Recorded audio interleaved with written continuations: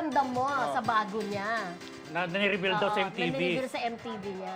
Hindi ko pa actually narinig yung bago niyang kanta ngayon. And nakikita ko lang din na scroll. So wala naman akong comment doon. Kasi Wala naman. hindi ko naman kilala yung girl personally.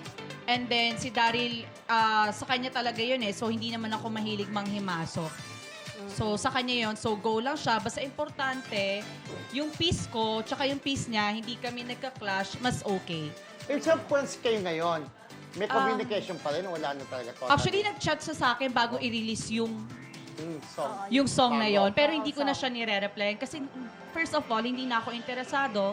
Pangalawa, kung if ever man lang magko-collab kami, so whatever, pwede niya kontakin yung manager ko. Ay, talbo. Para kausapin. Pero Hindi na Aba, siya dadirekta siya sa May akin. tanong ako. Yes, kasi Tito.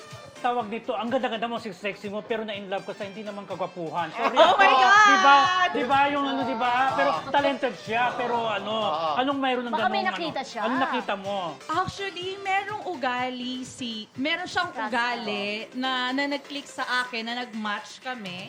Tapos, yung tumagal-tagal na, parang hindi ko na siya gusto. Kasi iba naman kasi yung lifestyle niya sa lifestyle ko.